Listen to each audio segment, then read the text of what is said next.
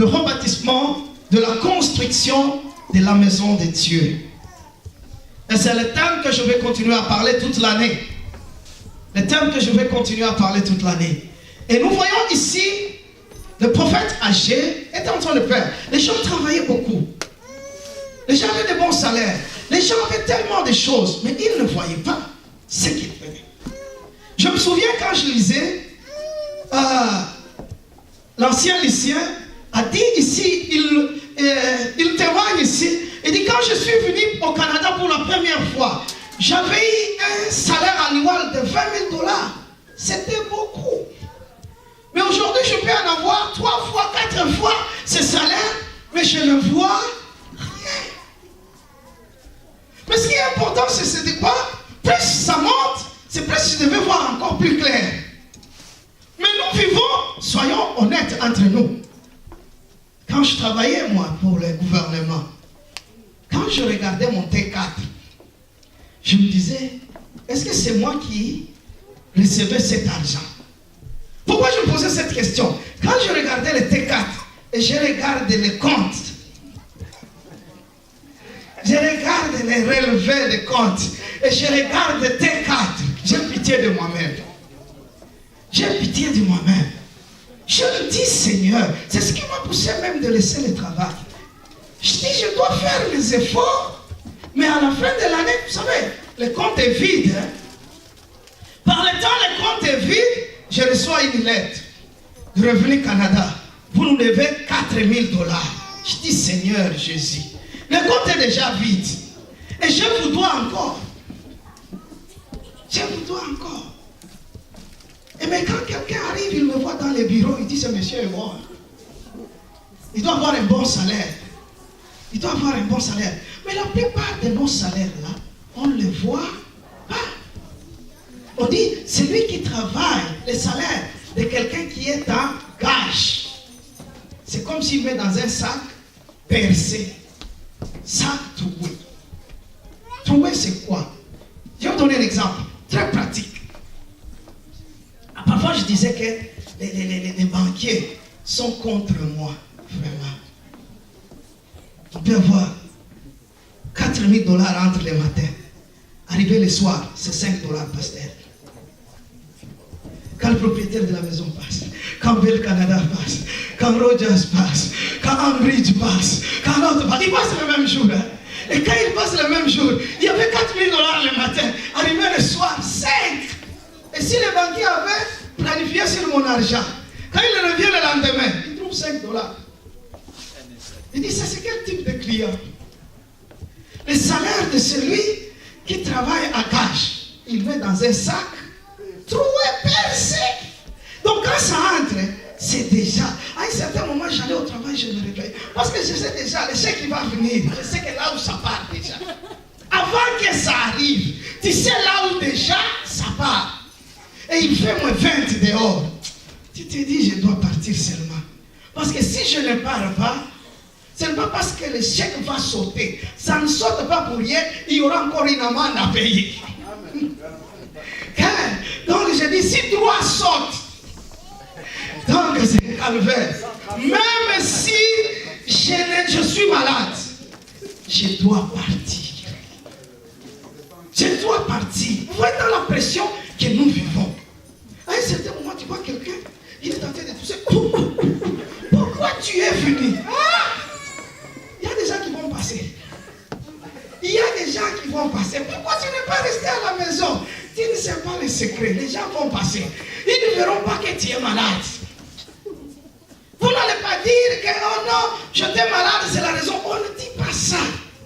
On vit dans une pression qui reflète ce que le prophète âgé est en train de dire. Et finalement, on s'est dit, oui, il y a un pasteur zimbabwéen qui m'a dit, pasteur, tu sais, je retourne chez moi. Moi, je dis, pourquoi tu retournes chez toi? Il dit, non. Je pense que dans ces pays ici, ça vaut pour vous les jeunes. Nous, les vieux ici, non. Comment se fait-il que je peux acheter une maison, que je serai propriétaire dans 30 ans? Regardez à mon âge. Tu crois que tu peux ajouter 30 ans sur moi? Si tu ajoutes 33 sur moi, c'est peut-être un cimetière. Mais si je retourne chez moi au Zimbabwe, dans une année, 2 ans, je serai capable de construire et bâtir une maison à moi. Et bâtir une maison à moi. Parce que j'aurai 30 ans de pression ici. Mais là, chez moi, je fais y aller. Et puis quand il est arrivé chez eux, il dit, j'ai informé mes frères. Voilà ce qui se passe là. Tout n'est pas rose. Tout n'est pas rose. Donc quand les salaires des gens là qui vont là-bas, c'est comme si ça tombe dans un sac percé. Dans un sac percé. Vous travaillez, vous ne voyez pas de l'argent. Vous faites beaucoup de choses, mais vous voyez peu. Vous étudiez beaucoup. Le travail que vous recevez, ce n'est pas le travail qui équivaut avec vos études. Et maintenant, à un certain moment, les gens se posent la question. C'est-à-dire, le prophète Agé parle à Zorobabel. Et dit, mais ça, on n'arrive pas à comprendre. Dieu dit, hein, vous ne comprenez pas? Je vais vous dire pourquoi. Je vais vous dire pourquoi. C'est parce que vous préférez vous-même de vivre dans des maisons somptueuses, des maisons de luxe, et vous abandonnez ma maison. Et vous abandonnez ma maison. Et comme vous abandonnez ma maison, vous ne bâtissez pas ma maison, vous allez travailler dur. Je vais vous laisser travailler dur. Je vais vous laisser avoir de l'argent, mais vous n'en verrez pas. Chaque fois que ça vient, ça tombe dans les sacs. Chaque fois quand ça vient, ça tombe dans les sacs. Imaginez-vous, quelqu'un qui a son salaire, et il a une poche trouée. Il peut arriver à la maison très surpris. Et quand il arrive, il a déjà planifié des choses. On planifie des choses. Mettez la main dans la poche, il n'y a plus rien. La poche était trouée. Quand la poche est trouée, c'est que tout ce qu'on met là-bas, ça tombe. Tout ce qu'on met là-bas, ça tombe. C'était l'image que les prophètes âgés a vu cela. Il a dit qu'il faut bâtir la maison de Dieu.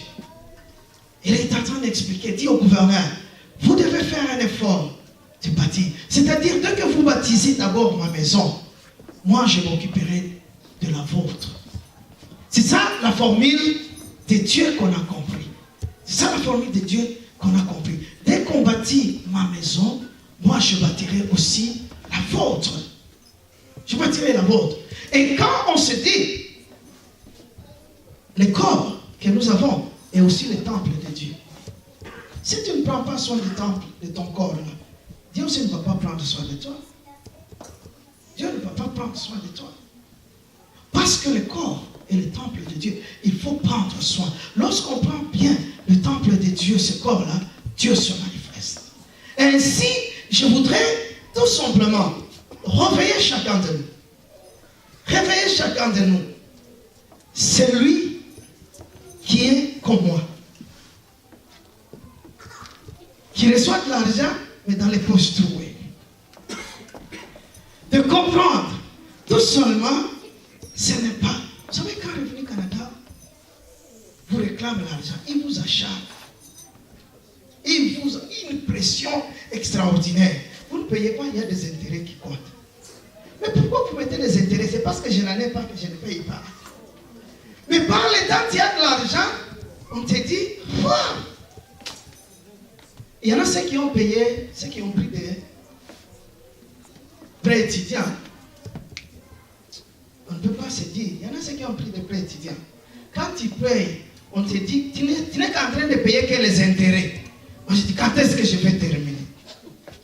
Si je ne fais que payer les intérêts, tu payes $250 par mois, on te dit, tu ne fais que payer les intérêts. Moi je dis, finalement, mais enlevez vos intérêts là. Vous allez payer finalement combien? Maintenant je me demande, moi je n'avais même pas pris 50 000. Et ceux qui prennent 100 000, 120 000, parce qu'il y avait des étudiants professionnels. Il est en administration, il est en informatique, il est en droit, et tout ça ce sont les prêts. Tout ça ce sont les prêts. Et puis je me dis, et ces gens-là ont abandonné. Ces gens-là ont abandonné. Parce que même quand ils paient, on dit que ça ne suffit même pas les intérêts. Ça ne suffit les intérêts, c'est qu'on va t'enterrer en dette. On va t'enterrer en dette. Heureusement, nous ne sommes pas des musulmans. Tu peux aller au ciel. Il semble que chez les musulmans, si tu meurs endetté, le ciel n'est pas ouvert pour toi. Le ciel n'est pas ouvert pour toi. Un musulman, quand il a une dette, il doit le payer.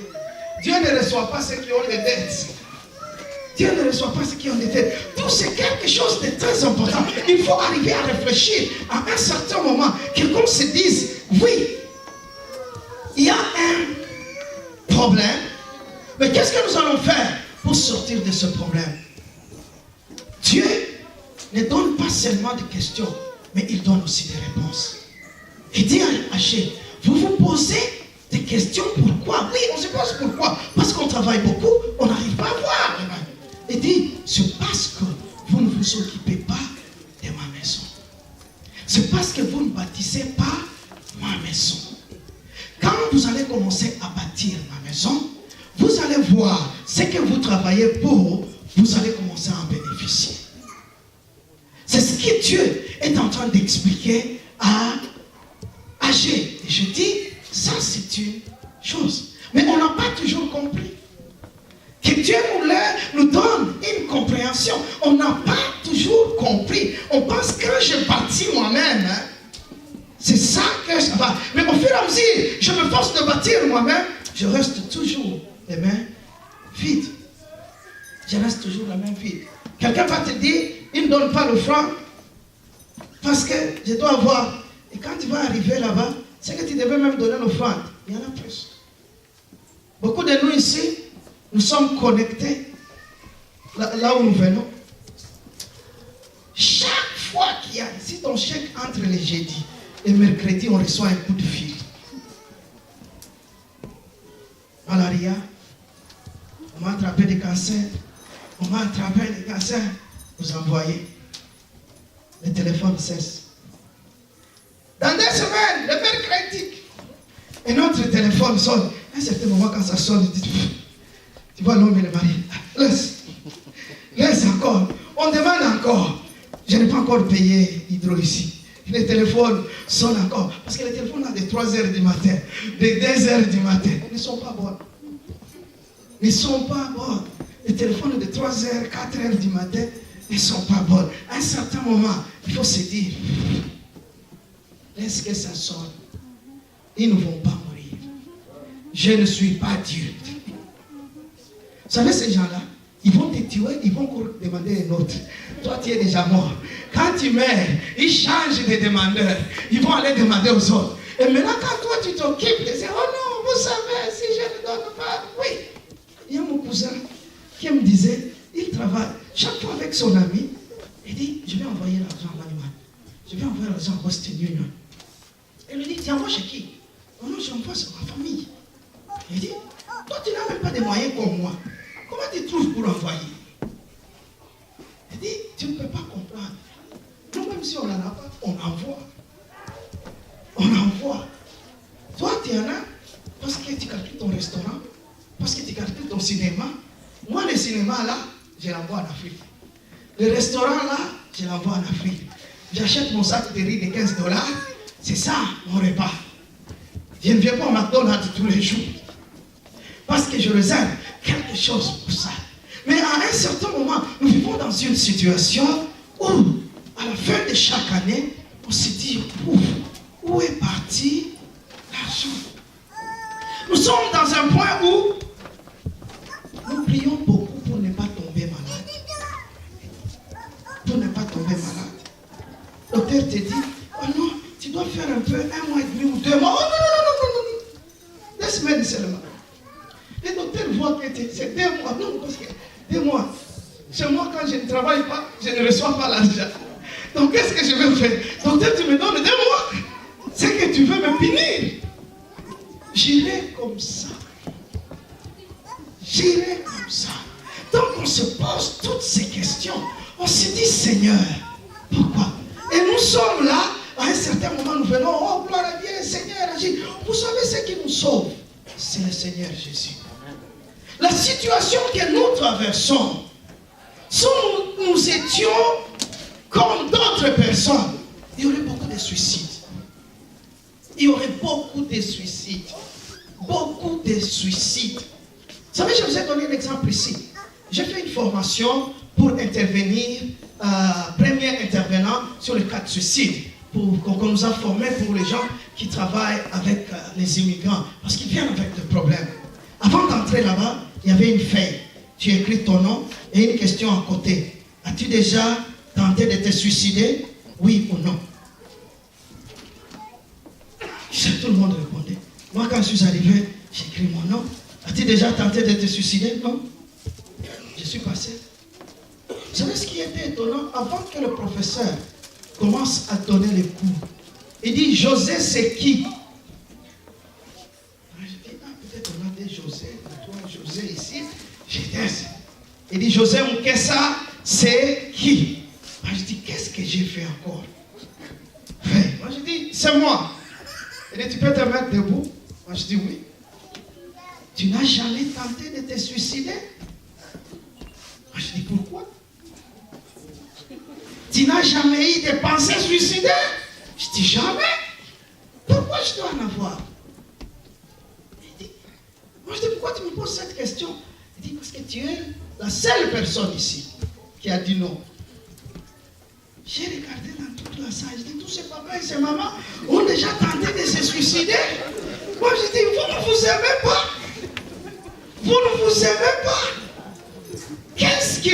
On a changé un peu de topic. Moi aussi, je me pose la question, pourquoi vous voulez vous suicider? Oh non, tu sais, il y a des stress, il y a tellement de problèmes, tu perds ton emploi, il y a des dons, quand tu as un mortgage, on te reprend la maison. Avec ça, seulement vous voulez vous suicider. Quand tu perds un emploi, tu veux te suicider. Moi, je dis chez nous, il y a des gens qui sont 5 ans impayés.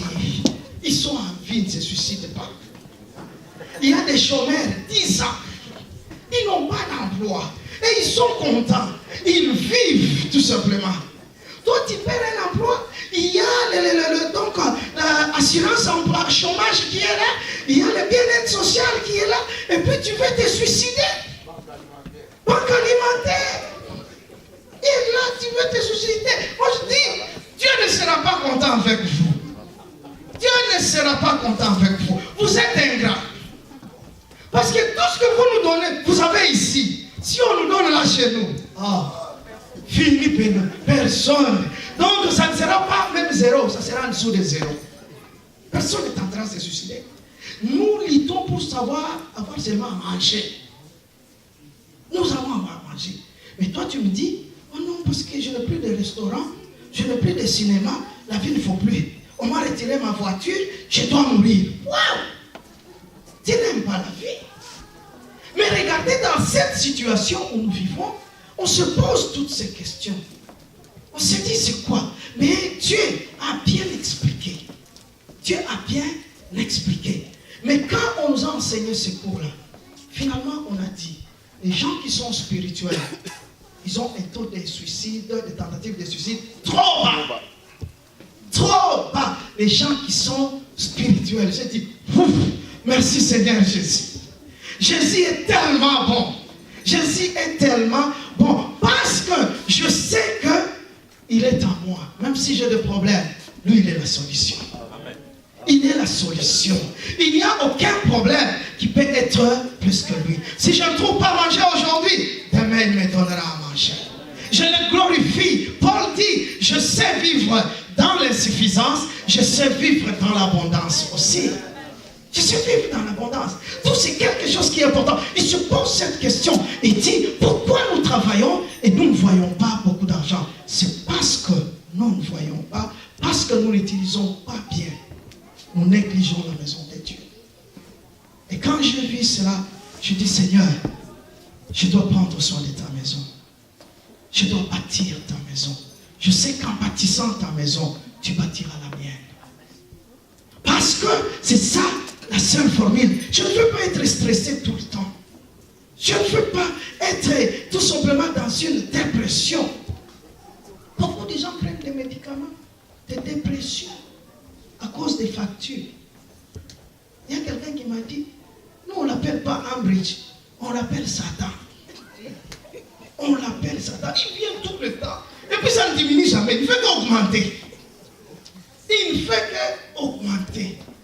Ah, je dis, Dieu est merveilleux. On peut le faire. C'est la raison pour laquelle, quand on a lu Jacob est dans la fuite et dans la dépression, il dort.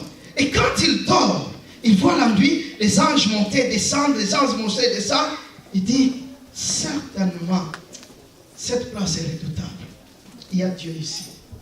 Là où il y a Dieu, les anges montent et descendent pour te donner des solutions. Amen. Il prend tes requêtes, il monte, il descend avec des solutions, il t'amène en bas. Amen. C'est dans la maison de Dieu. C'est-à-dire, quand on s'occupe dans la maison de Dieu, c'est là où les anges sont. Ils prennent de nos requêtes, ils vont l'amener. Quand nous bâtissons la maison de Dieu, nous bâtissons notre maison aussi. Nous bâtissons notre maison aussi. C'est la seule façon rapide de bâtir notre maison. Et quand on bâtit la maison, laisse-moi te dire, la maison n'est pas seulement les 4 murs. La maison, c'est toute une famille. Amen. La maison, c'est toute une famille. Vous savez, quand une maison qui est vide, là, n'est pas une maison. Il y a des gens qui ont réussi. Il y a des gens qui sont bien. C'est ça la maison. C'est ça la maison. C'est ça la maison. On m'a amené d'aller prier dans une maison à Toronto. Les enfants ont commencé à devenir comme des dingues. Je ne savais pas pourquoi. Oh non, on ne comprend pas ces enfants, on ne comprend pas ce qui se passe. Mais quand j'ai intervenu là-bas, j'ai découvert c'est quoi. Les parents ont pris une maison qui était vraiment au-delà de leurs moyens. Largement au-delà de leurs moyens. Maman avait 2 jobs, papa avait 2 jobs. Les enfants là, le plus grand avait 12 ans, les autres 5 ans, 3 ans. Et maintenant, toute la responsabilité familiale est tombée sur la fillette là de 12 ans. Parce que quand maman prend son métro à 6 h du matin, maman revient à 22 h. Quand papa prend aussi sa voiture, 7 à 7, 12 à 12. Papa c'était 12 à 12. De 12 h à minuit. Maman 6 h à 23 h. C'est que quand les enfants vont à l'école, ils ne voient que papa. Quand ils reviennent de l'école, ils ne voient personne. Ils sont eux-mêmes. Ils sont là à la maison. Et maintenant, imaginez-vous un enfant de 12 ans commencer à prendre soin des autres. Cet enfant a commencé à prendre, il a accumulé des stress. Et quand il a accumulé des stress, quand il voyait cet enfant-là de 12 ans, quand il y a des gens, elle ne parle pas. Elle est tellement calme. Elle est tellement calme, elle ne parle pas. Et maintenant, ses parents ont commencé à s'inquiéter. C'est quoi? Et puis finalement, quand je parlais avec l'enfant, et puis l'enfant, pourquoi tu ne parles pas? Il dit, je n'ai pas de choses à parler, je n'ai pas aussi de gens à parler. Je suis toujours là à la maison seul, et puis je dois faire tout, je dois faire le devoir, je dois faire pour les enfants, aussi je dois faire. Donc, on a trouvé que, moi je dis, ok, vous savez le problème n'est pas qu'il y a des démons qui ont attaqué votre enfant. Le problème est que vous avez responsabilité l'enfant avant l'âge. Il ne peut pas faire ce qu'il est en train de faire. Je les ai dit, vous voulez les enfants ou vous voulez la maison? Vous allez faire le choix. Parce que vous ne pouvez pas avoir les deux. Vous ne pouvez pas avoir les deux. Soit prenez une maison dont vous avez les moyens de payer et prenez soin des enfants. Soit faites autre chose. Après quelques mois, ils m'ont compris. Ils ont vendu cette maison. Ils ont acheté une petite maison. Et ça a réglé le problème des enfants. Ça a réglé le problème des enfants. Ça a réglé le problème des enfants. C'était quoi? Quand l'autre achète, l'autre veut acheter la même chose. Quand l'autre... Tu connais son salaire? Tu ne connais pas son salaire. Et toi, qu'est-ce qui est important dans... Il y a des gens dont les choses matérielles sont plus importantes que leur famille. Il y a des gens dont la famille est plus importante que les choses matérielles. Donc il ne faut pas faire des choses bêtement comme ça. Donc c'est quelque chose qui est important. Mais ici le Seigneur veut nous dire, nous devons faire quelque chose d'important. Bâtir sa maison. C'est quelque chose qui est important. Qu'on a dit à Josué, nous devons bâtir la maison, c'est quelque chose.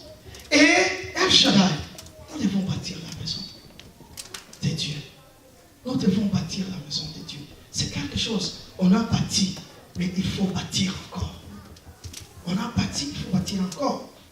Quand je dis qu'il faut bâtir, ce n'est pas qu'on n'a pas bâti. On a bâti. On a bâti. On doit me demander, ma mère, Elodie est ici, hein. Elle va te montrer qu'on a bâti. Hein. Ça fait 14 ans qu'on est ensemble. 14 ans et papa Bouboule. 14 ans on est ensemble. Ils savent là où nous sommes partis. Un dimanche où on a $40 d'offrande, on glorifie Dieu. On dit gloire à Dieu. Il y a eu $40. Le dimanche, il y a eu $40.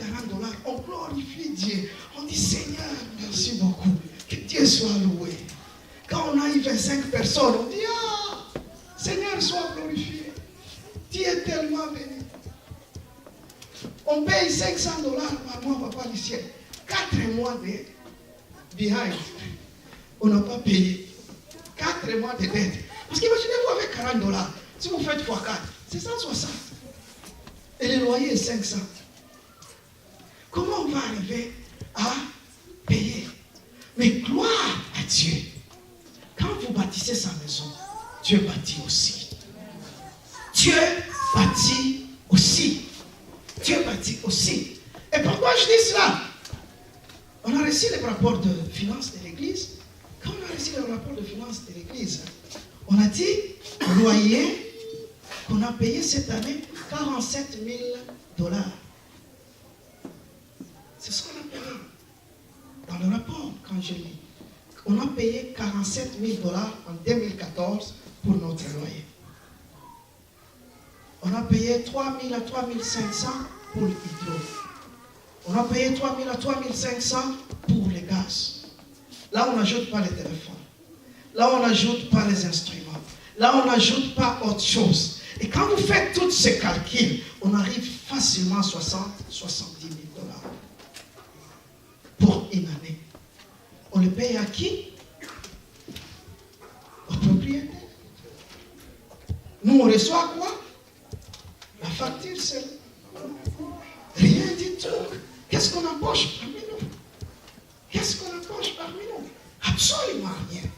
Et imaginez-vous, j'essaie de faire cette tentative-là. Je dis, si, mettons 70 000 $, fois 10 ans, ça fait combien? 700 000. Je me suis dit, on aurait déjà payé notre place. Mais les 700 000 qu'on a payés, on les a payés à une autre personne. À une autre personne. Et en tant que leader, dans le leadership, il y a un principe. Le principe que j'ai enseigné hier aux choristes, qu'on appelle le principe de marquoir. Le principe de marquoir. Vous savez, le marquoir, c'est quoi? Ceux qui font du sport. Quand vous entrez dans un stade, il y a un marquoir qui est là. Dans ce marquoir-là, on va vous dire équipe A 5, équipe B 0. Quand vous entrez dans le stade, vous n'avez pas besoin de demander aux gens. Regardez seulement au marquoir. 5, 0. Vous allez savoir ce qui se passe sur le terrain. Les bleus ont 0. Les blancs ont 5. Même sans demander à quelqu'un, quand on te pose la question, qui gagne? Tu vas dire les bleus. Parce que l'autre est là à 0. Parce que le marquoir est très important. Et un leader regarde le marquoir à un certain moment. Vous avez dépensé plus de 500 000 $. Qu'est-ce que vous avez gagné? Vous faites dans la balance. Et quand vous faites dans la balance, vous trouvez que vous n'avez rien gagné. Mais ce principe-là de marquoir est très important. Le marquoir vous aide pour faire l'évaluation. Et quand vous faites l'évaluation, le marqueur vous aide à vous ajuster. Et le marqueur vous aide à prendre une bonne décision maintenant. Quand vous regardez le marqueur, je disais hier au choriste, les autres ont 5-0. Vous avez 0. Les autres ont 5. Il vous reste 2 minutes. Vous prenez la balle, si vous êtes basketball, vous commencez à jouer. Et l'équipe adverse est de l'autre côté. Vous commencez à jouer seulement là-bas.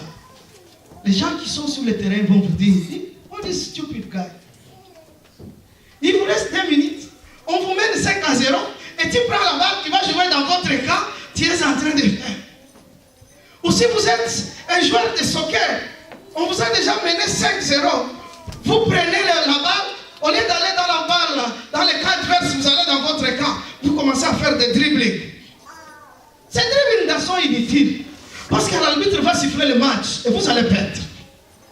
Et vous allez perdre. Parce que le marqueur a déjà indiqué que vous avez perdu. Que vous avez perdu. Mais il faut se poser des questions. Le principe là des marqueurs est appliqué à tout le monde. Si tu regardes les marqueurs de ta vie, quel est le score?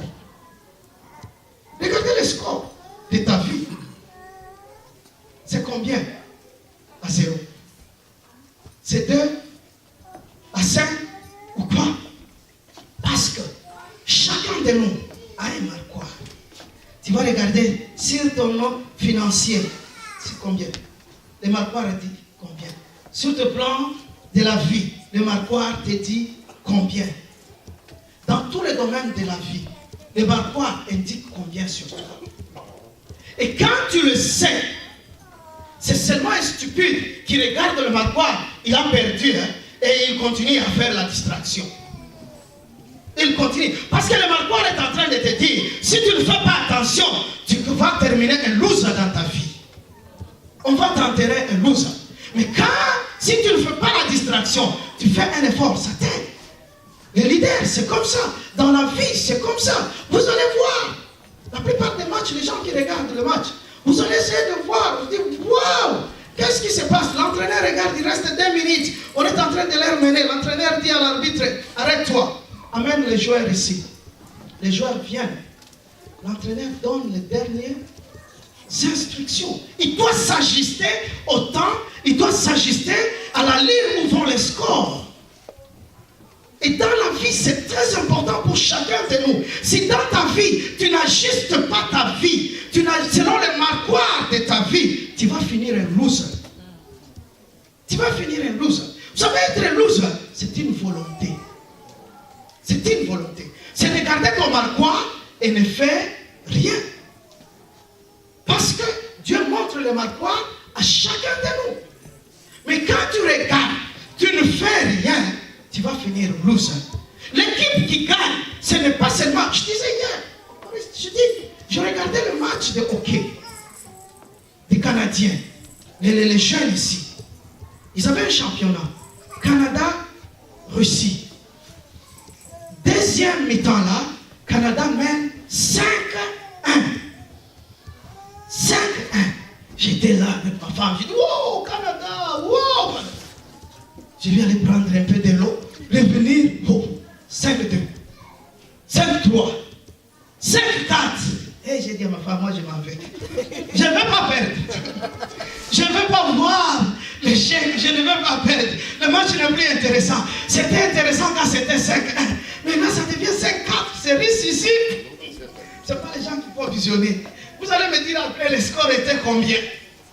Vous allez me dire, pourquoi? Quand c'est arrivé là-bas, 5-4, qu'est-ce que l'entraîneur canadien a fait? Stopper les matchs. Il appelle ses joueurs. Venez ici. Voilà les tactiques qu'on va essayer de faire. C'est ça, c'est ça, c'est ça, c'est ça, c'est ça, c'est ça. Et puis, retourner sur le terrain. Ils ont retourné sur le terrain. Troisième période, il n'y a aucun but qui est entré. Et finalement, quand on a sifflé la fin du match, Canada gagne 5-4. Canada gagne 5-4. Parce que l'entraîneur a regardé le marqueur, ça lui a permis de s'ajuster. Et quand il s'ajustait, il a pris des décisions nécessaires pour la victoire. Et cela s'applique dans tous les domaines. L'église qui ne s'ajuste pas va être détruite. La famille qui ne s'ajuste pas va être détruite. La personne qui ne s'ajuste pas doit être loser. Amen. Doit être loser. C'est-à-dire, le marquoir, chacun a un marquoir dans sa vie. Chacun a un marquoir dans sa vie. C'est de regarder. À un certain moment, tu regardes, tu dis, oh, pourquoi tu ne te maries pas? Je suis encore jeune. À 35 ans. 36 ans, je suis encore jeune. Il y a des gens, pasteur, 40 ans. Pourquoi tu ne te maries pas? Je suis encore jeune. Il ne voit pas son marquoir. Il doit voir son marquoir. Il ne voit pas tellement son marquoir. Tu dois voir le marquoir. Parce que le marquoir te donne la vraie information, la réalité de ta vie. C'est le marquoir qui donne. Quand vous êtes dans le terrain, le marquoir dit 4-2. C'est 4-2. Ce n'est pas 2-2. C'est 4-2. Il y a des gens, quand on les montre 4-2, et ils pensent que c'est 2-2. Le marquoir dit la vérité. Tu peux penser tout ce que tu penses. Tu sais, quand les gens qui négligent le marquoir, ils reviennent dans une catégorie. Dans la vie, il y a deux catégories de gens. Les commentateurs des vies des autres et les gens qui font arriver des choses dans leur vie. Deux catégories de gens. Quand quelqu'un regarde le marquoir, il est déjà un loser. Chaque fois qu'il parle, d'ailleurs celui-là il est comme ça. C'est la vie des autres qui l'intéresse. Il devient un commentateur. D'ailleurs sa voiture là n'est pas bonne. Je suis allé chez lui à la maison. Ce n'est même pas toi, tu en as combien? Ton marquoir il dit combien? Il faut te dire ton marquoir et dit combien. Vous savez, il m'a prêché. Je n'ai même pas été convaincu. Tu as déjà prêché combien de fois? Tu as déjà prêché combien de fois, toi qui n'es pas convaincu? Commentateur des vies des autres. On devient un commentateur. Tout ce qui passe là, tu dois commenter. C'est là qu'il va, tu vas réclamer, tu vas reconnaître les losers. Ils n'ont rien à faire. Votre marqueur a dit que vous êtes un loser. Va ajuster, va faire ce que vous allez faire. Ne venez pas ajuster, à commenter les histoires des autres. Ne venez pas commenter les histoires des autres. Ils savent tout, sauf corriger leur vie. Celui-là, il est comme ça. Celui-là, il est comme ça. Vous savez, une bonne chose n'est pas comme ça. Et toi qui connais les bonnes choses, tu en as combien? Tu en as combien? La vérité. Et vous savez, quand il regarde le marquoir là, il devient ce commentateur-là. Ce qui est là, c'est la jalousie. C'est la jalousie. Il y en a des gens qui ont de la jalousie au nom de Jésus. Qui ont la jalousie au nom de Jésus. Amen. Vous savez, moi, en tout cas, au nom de Jésus, en tout cas, je dis, moi je dis non. C'est la raison pour laquelle, à un certain moment, quand les gens critiquent l'église El Shaddai, je ne les suis même pas là. Je les ignore. Ce sont des commentateurs. Viens, montre-moi ce que tu as fait avant de dire quelque chose. Tu n'as rien fait. Qu'est-ce que tu veux faire encore? Donc c'est quelque chose qui est important. Que quand on regarde le marquoir, c'est très important. Le marquoir nous ajuste. Et El Shaddai, nous avons besoin de s'ajuster. Nous avons besoin de s'ajuster. C'est-à-dire, on va essayer de faire des choses d'une autre façon. D'une autre manière. Parce que le marquoir nous indique quelque chose. Parce que ça nous montre quelque chose. Je vais vous donner certains principes qui sont importants. Vous savez, le succès n'est pas un fait du hasard. Ça, il faut le savoir. Le succès n'est pas un fait du hasard. Réussir n'est pas un fait du hasard. N'est pas un fait du hasard. Que personne te dise que l'autre là, il a réussi, c'est parce qu'il y a eu un fait du hasard. Non. C'est la raison pour laquelle, quand tu vois quelqu'un qui a réussi, donne-lui son honneur. Donne-lui son honneur. Parce que avoir un rêve, tout le monde peut avoir un rêve. Réaliser un rêve, ce n'est pas donné à tout le monde. Tout le monde peut avoir un rêve. Il y a des gens qui ont de grands rêves. Quand tu les écoutes, ah, vous voyez, moi je rêve toujours être ça, moi je rêve toujours être ça, moi quand je veux faire, je rêve, voilà la maison de mon rêve, voilà la voiture de mon rêve, voilà donc l'église de mon rêve, voilà le titre de mon rêve. Ils sont toujours assis. N'oublie pas, quand tu rêves, tu dors. Il faut te réveiller pour eux. Tu restes toujours endormi, il n'y aura rien. C'est ce qu'à Lingala on dit, Doto Yababa. Un sourd mioué pasteur. Il peut dans le rêve. Il voit, il est en train de parler, il est en train de chanter. Quand il se réveille, il se rend compte que la parole ne sort pas. Il est encore. Donc c'est quand il se réveille, la réalité l'attrape. Mais dans le sommeil, il parlait avec des gens. Et peut-être ces gens-là répondaient et puis lui parlait. Il y a des gens comme ça qui vivent dans les rêves. Tout ce qu'ils vous parlent là comme rêve, ils ne se sont jamais mis debout pour aller réaliser. Il n'y a aucun rêve qui se réalise sans avoir payé le prix. Sans avoir payé. Quand il y a un rêve, je vais vous donner 3 méthodes. Avoir un rêve n'est pas mauvais. Et il ne faut pas toujours avoir des petits rêves. Il faut toujours avoir des grands rêves. C'est pas mal. C'est bien. La deuxième question que tu dois te poser. Qu'est-ce que je dois payer pour atteindre mon rêve? Qu'est-ce que je dois payer pour atteindre mon rêve? Je rêve être un docteur en économie. C'est bien. Qu'est-ce que je dois payer pour être docteur en économie? Troisième question. Qu'est-ce que je dois abandonner pour réaliser mon rêve? Parce que si on n'abandonne pas ces choses-là, réaliser un rêve là, c'est utopique. C'est toi là, quand tu ne le réponds pas, tu ne feras rien dans la vie. Tu seras toujours là. Je suis en train de rêver. Je suis en train de rêver. Je suis en train de rêver. C'est comme si je vous disais que les gens là, qui étaient des amis là en Afrique, ils veulent être à Washington. Ils prennent des chambres. Et puis ils veulent prendre des chambres, ils sont en train de marcher comme ça. Elle dit, comment? Elle dit, I'm in Washington. Oh, tu es en Afrique. Tu es en Afrique. C'est des chambres qui te fait arriver à Washington. Mais le vrai Washington, hein, tu n'y arriveras jamais. En réalité, tu es en Afrique. Quand les chambres là vont terminer de ta tête, hein, tu vas te retrouver en Afrique. Et nous, les gens, nous ne devons pas faire comme ça. Il y a des gens qui rêvent comme ça. Quand tu les entends parler, tu penses que ce sont des gens qui ont déjà fait de grandes choses. Et quand tu regardes le Marquois, c'est zéro. Quand tu regardes le Marquois, c'est zéro. C'est tout, c'est quelque chose. Rêver grand, c'est bon. D'habitude, quand quelqu'un veut venir te critiquer, c'est pas mal de donner des critiques. Mais dis-moi d'abord ce que tu as fait. Dis-moi d'abord ton Marquois indique quoi. Quand ça indique quoi, je peux écouter. Parce que je sais qu'un leader, écoute, un leader apprend, un leader s'ajuste. Il écoute, mais n'écoute pas n'importe qui. Il apprend, mais il n'apprend pas n'importe quoi. Il s'ajuste, mais il ne s'ajuste pas n'importe comment. Il ne s'ajuste pas n'importe comment. Donc, nous devons aujourd'hui savoir que, tout simplement, qu'est-ce qui est? Bâtissons la maison de l'Éternel. Rêvons une maison grande. C'est une bonne chose. Mais laisse-moi te dire, il y a un prix que nous allons payer. Laisse-moi te dire, il y a des choses que nous allons abandonner pour arriver à atteindre cet rêve. Il y a des choses, peut-être des costumes, on va essayer de dire, dans les 3 ans qui viennent, nous allons avoir les mêmes costumes. Dans les années qui viennent, nous allons faire les mêmes choses, mais d'une bonne façon, à coup moindre.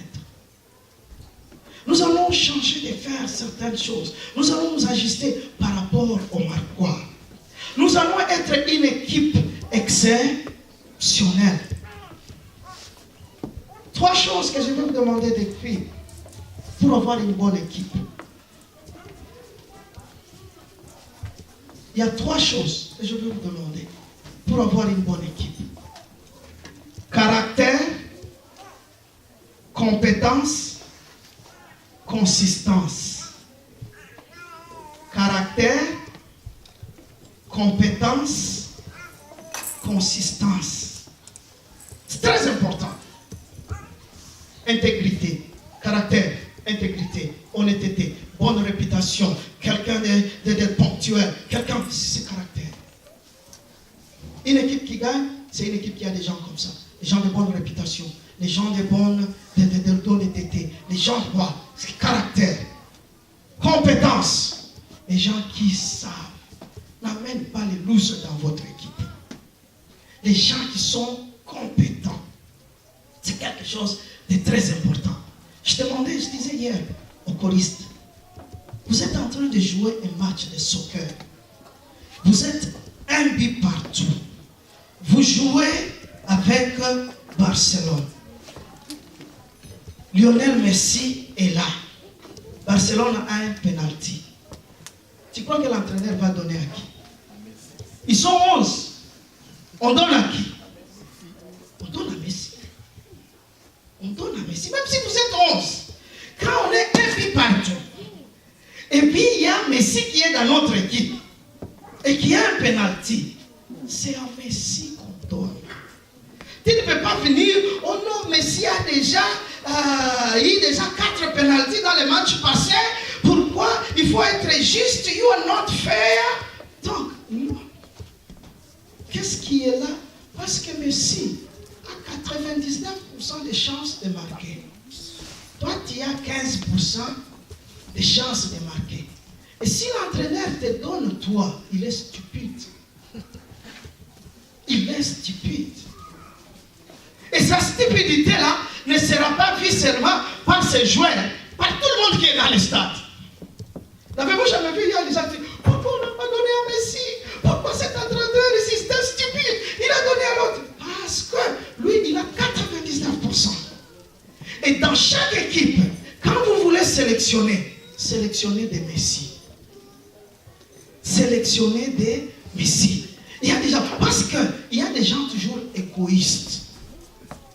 Égoïstes. Tu n'es pas Messi, mais tu viens faire. Cette fois-ci, vous allez me donner moi. Tu vas nous faire perdre le match.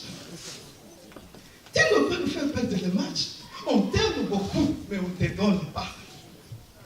On t'aime beaucoup, mais on ne te donne pas. Pourquoi quelqu'un qui vient comme ça, il demande? C'est parce qu'il est égoïste. Il y a des gens, à cause de leur égoïsme, ils sont prêts à détruire toute l'équipe. Ils sont prêts à détruire toute l'équipe. Ce qui les intéresse, c'est leur intérêt propre. Qu'on me voit moi, que moi je reçois. Et quand vous avez quelqu'un qui regarde seulement ses propres intérêts, au-delà de l'intérêt de l'équipe, c'est une personne à ne pas sélectionner dans votre équipe. C'est une personne à ne pas, c'est un terroriste. C'est un terroriste. Le terroriste a une famille. Il ne regarde pas qu'il a des parents. Il ne regarde pas qu'il a des familles. Il ne regarde pas qu'il a ses frères. Il ne regarde pas. Non. Il va aller faire des choses qui vont causer la honte à toute la famille. C'est un égoïste. Il s'aime lui-même. Il s'aime lui-même. Il ne regarde pas les autres. Et dans l'équipe, quand vous avez les gens qui s'aiment eux-mêmes, qui sont égoïstes, vous ne pouvez pas aller loin. Vous ne pouvez pas aller loin. Parce que j'ai besoin qu'au sein de l'église El Shaddai, nous ne puissions pas être comme ça. Que nous puissions voir l'intérêt de l'église au lieu de voir l'intérêt de notre propre intérêt. Qu'à chaque acte que nous allons poser, nous le posons pour le bien de l'église, pas pour le bien de nous-mêmes. Tout ce que nous allons faire, que nous puissions regarder, c'est ça ce qu'on dit qu'en anglais il s'appelle la loi de big picture. Dans cette loi de big picture, on regarde l'intérêt national, on regarde l'intérêt de l'organisation, on regarde l'intérêt de l'entreprise, on regarde l'intérêt de l'église. Et quand tu sélectionnes, si tu sélectionnes mal, tu risques de perdre. La sélection est très importante. Et qu'est-ce qui est important aussi finalement? Troisièmement, il faut savoir qui est dans votre équipe, qui entre et qui sort. C'est la raison pour laquelle on dit qu'il faut sélectionner. On fait la sélection. Parce que quand tu dis, celui qui veut, il n'a qu'à venir, tu auras les mauvaises personnes. Ce sont les mauvaises personnes qui viennent toujours avant. Tu dis, celui qui veut, n'a qu'à nous joindre. Non, dans une bonne équipe, on ne dit pas comme ça. Dans une bonne équipe, on sélectionne. qui n'est pas égoïste, qui n'aime pas. On sélectionne les meilleurs joueurs. Et quand vous sélectionnez les meilleurs joueurs, c'est ça. Et puis vous allez avoir dans une autre loi qu'on appelle la loi de réserve. Là, de réserve là, vous allez prendre la deuxième catégorie. Vous êtes là. Vous êtes. Il y a des gens qui sont dans les équipes comme le Barcelone et Arsenal. Ils peuvent faire une année sans jouer. Ils peuvent faire une année sans jouer. Mais ils ne sont pas aussi mauvais. Ils ne sont pas aussi mauvais. Mais pour eux, ce qui est important, j'ai dit hier au Forest, quand Lionel Messi, il marque, on donne les médailles à lui-même? Non. On donne les médailles à tout le monde. C'est la raison pour laquelle ne regarde pas ton propre intérêt, il faut regarder l'intérêt de l'organisation, il faut regarder l'intérêt de l'église, il faut regarder l'intérêt de toute la famille, il faut regarder l'intérêt. Parce que quand on gagne tous. Et quand on perd tous. Mais il ne faut pas qu'on perde à cause de toi. Parce que tu veux avoir un succès personnel. Tout c'est quelque chose, quand on sélectionne, il faut regarder tous les gens qui ont des succès personnels, qui sont égoïstes, écartez-les. Écartez-les. Parce qu'à un certain moment de la vie, quand ils se retrouvent à prendre des décisions, ils vont prendre des décisions selon leurs intérêts. Ils ne regardent pas. Ouais.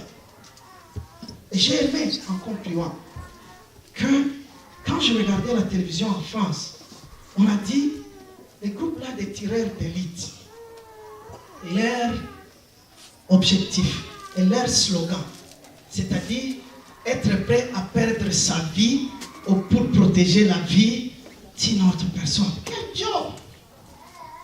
C'est-à-dire, quand je vais là-bas, je veux que les otages sortent vivants, même si moi je veux mourir, il n'y a pas de problème. C'est ça le travail pour lequel j'ai été appelé. C'est ça le travail. Est-ce que tu peux dire, si même moi je vais perdre, il faut que mon équipe gagne. Je veux être quelqu'un. On a besoin de telles personnes comme ça. On a besoin de telles personnes comme ça. On a regardé les Marquois. On a regardé tout ce qu'on a vu. Donc laisse que nous puissions tout simplement être des gens qui regardent les biens communautaires. Nous ne devons pas avoir une mentalité individuelle. Nous devons avoir une mentalité communautaire. Une mentalité communautaire. Dans chaque chose que je fais, que je le fais pour le bien de l'Église, que je le fais pour le bien du groupe. Nous allons nous mettre debout. Nous allons demander à Dieu de nous aider à regarder notre Marquois, de nous aider à Dieu à nous donner cet esprit d'équipe, cet esprit qui va nous permettre d'aller de l'avant, cet esprit qui va nous permettre de continuer, de nous donner, nous, pour les groupes, de ne pas être égoïste, de ne pas chercher notre propre intérêt en détruisant les groupes, de ne pas détruire toute l'organisation à cause de nos propres intérêts, mais que nous soyons là pour seulement l'intérêt du groupe. Nous allons élever nos voix, nous allons prier à Dieu de nous donner, d'être de bons chrétiens de l'église El Shaddai. Nous voulons bâtir une place, un chez nous. Laisse que chacun de nous puisse te dire, Seigneur, mais voici, je suis là. À partir d'aujourd'hui, je suis là. Pour ton intérêt et pas pour mon intérêt. Je suis là pour bâtir d'abord ta maison et non ma maison.